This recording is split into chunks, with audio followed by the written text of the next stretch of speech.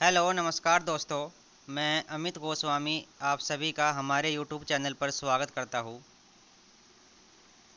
आपके रेलवे के exam start होने वाले हैं। एक महीने के आसपास आपका बचा हुआ है।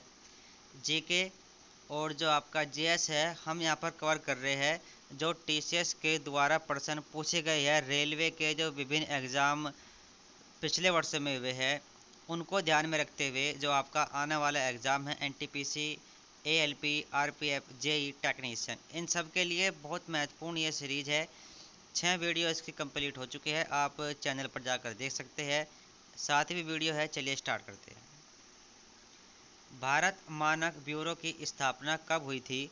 तो भारत मानक ब्यूरो की स्थापना 23 दिसंबर 1986 में हुई थी। सभी प्रश्न रेलवे के किसी न किसी एग्जाम में किसी न किसी शिफ्ट में पहले पूछे जा चुके हैं या उन्हीं के आसपास उन्हीं से संबंधित प्रश्न यहाँ पर मैंने ये लिए हुए हैं। सिविल सेवा के जनक किसको कहा जाता है? तो सिविल सेवा का जो जनक है वो माना जाता है भारत के अंदर लॉर्ड कॉर्नवालिस, और इसका जो कार्यकाल था वो था 1786 से 1793। दक्कन पर पहला मुस्लिम आक्रमण कब हुआ था? तो दक्कन पर पहला मुस्लिम आक्रमण हुआ था 1296 ईस्वी में। तात्या टोपे का मूल नाम क्या था? तात्या टोपे का मूल नाम था रामचंद्र पांडुरंग, और 1857 की जो क्रांति हुई थी उसमें इन्होंने कानपुर का नेतृत्व किया था, और 18 अप्रैल 1859 में इनको फांसी दे दी गई थी। नोकरेक जैवमंडल किस राज्य में स्थित है? नोकरेक जैवमंडल ये मेघालय राज्य में स्थित है। मेघालय राज्य की जो जनजाति है गारो, खासी और जयंतिया, ये आपके एग्जाम में बहुत बार पूछी जाती है, और इसी नाम की यहाँ पर पहाड़ियाँ भी है, तो ये आपको याद रखना है। तीनों नाम गारो, खासी और जयंतिया।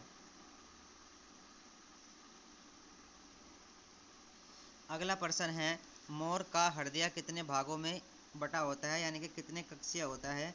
तो मोर का हृदय मानव की तरह 4 कक्षों का बना होता है। उगादि त्यौहार किस राज्य में मनाया जाता है? उगादि नामक त्यौहार यह मनाया जाता है आंध्र प्रदेश राज्य में, और यह बनाया जाता है भीष्म एकादशी को। ठीक है, तो यह भी आप याद रख सकते हो एक्स्ट्रा फैक्ट्स के रूप में। भीष्म एकादशी को यह मनाया जाता है उगादि त्यौहार। मध्याह्न भोजन योजना किस वर्ष लागू की गई थी? तो ये शिक्षा मंत्रालय के द्वारा 1995 में लागू की गई थी। विरूपाक्ष मंदिर का निर्माण किसने कराया था? तो विरूपाक्ष जो मंदिर है इसका निर्माण कराया गया था विजयनगर साम्राज्य में देवराय द्वितीय के द्वारा। अगर हम बात करें 1986 में विरूपाक्ष मंदिर को यूनेस्को विश्व विरासत घोषित किया जा चुका है, और ये जो मंदिर बना है ये द्रविड़ शैली में बना हुआ है, और ये हम्पी के अंदर स्थित है। ठीक है, हम्पी कर्नाटक के अंदर ये स्थित है। सौर मंदिर किस वर्ष यूनेस्को विश्व धरोहर घोषित किए गए थे? तो सौर मंदिर 1984 में विश्व धरोहर घोषित किए जा चुके हैं। तमिलनाडु के महाबलीपुरम में ये स्थित है। ये रथ मंदिर है, और नरसिंह वर्मन जो पल्लव शासक था उसके द्वारा ये बनाए गए थे। लिंगराज मंदिर किस शैली में बना हुआ है? लिंगराज मंदिर ये बना हुआ है नागर शैली में, और ये स्थित है उड़ीसा में। 11वीं शताब्दी में ये बनाया गया था। सबसे अधिक साक्षरता दर किस केंद्र शासित प्रदेश की है? तो ये है लक्षद्वीप की। कैलपोद फसल उत्सव किस राज्य में मनाया जाता है? तो कैलपोद फसल उत्सव ये कर्नाटक राज्य में मनाया जाता है। कोणार्क सूर्य मंदिर का निर्माण किसने कराया था? कोणार्क सूर्य मंदिर का निर्माण ये कराया गया था नरसिंह देव प्रथम के द्वारा। शेर और मोर नृत्य किस राज्य में स्थित मनाए जाते हैं? तो ये मनाए जाते हैं अरुणाचल प्रदेश राज्य में। और इसके राज्य की बात करें तो बारडो छम, अजीलामू, चलो और हिरी खनी इग, तो ये इसके अन्य नृत्य है। हैदराबाद की स्थापना किसके द्वारा की गई थी? तो कुली कुतुब शाह के द्वारा 1591 में हैदराबाद की स्थापना की गई थी। वेम्पति चिन्ना सत्यम किस लोक नृत्य से जुड़ी हुई है? तो ये जुड़ी है कुचिपुड़ी से और ये एक आंध्र प्रदेश का नृत्य है। संविधान में प्रथम संशोधन किस वर्ष हुआ था? तो ये हुआ था 1951 में।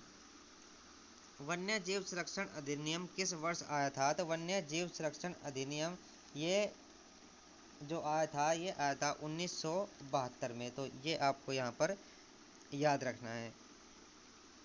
सबसे छोटा राष्ट्रीय उद्यान, तो ये इसका नाम क्या है? तो सबसे छोटे राष्ट्रीय उद्यान का नाम है साउथ बट्टन द्वीप और ये है कहाँ पर? ये अंडमान और निकोबार में है। अगला प्रश्न है, भारत का सबसे बड़ा राष्ट्रीय उद्यान ये कहाँ पर है? तो ये हेमिस जो लद्दाख में है। तो भैया भारत का सबसे बड़ा राष्ट्रीय उद्यान है। अगर बात करें भारत में कुल कितने राष्ट्रीय उद्यान हैं? 106। पेपीकोंडा राष्ट्रीय उद्यान किस राज्य में स्थित है? तो आंध्र प्रदेश राज्य में स्थित है पेपीकोंडा राष्ट्रीय उद्यान। और अगर हम बात करें नागार्जुन सागर उद्यान भी आंध्र प्रदेश में है, कैवला राष्ट्रीय उद्यान भी आंध्र प्रदेश में है, मरुगवासी राष्ट्रीय उद्यान ये भी आंध्र प्रदेश में है और श्री वेंकटेश्वर उद्यान ये भी आंध्र प्रदेश में स्थित है। पृथ्वी पर ईश्वर की छाया उपाधि किसने ली थी? तो ईश्वर की छाया नामक उपाधि जो ली गई थी वो ली गई थी बलवन के द्वारा और इसको किस नाम से लिया गया था? जिल्ले इलाही।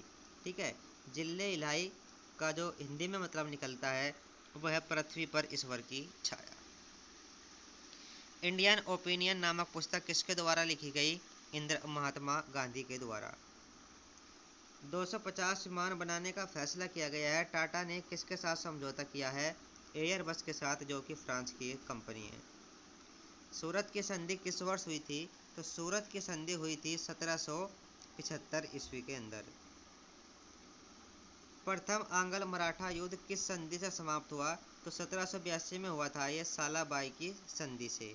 फिर दूसरा आंग्ल मराठा युद्ध ये खत्म हुआ था देवगांव की संधि से और 1803 में हुआ था दूसरा आंग्ल मराठा युद्ध।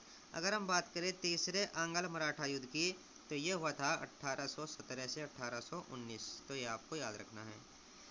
किस सुल्तान को लंपट मूर्ख भी कहा जाता था?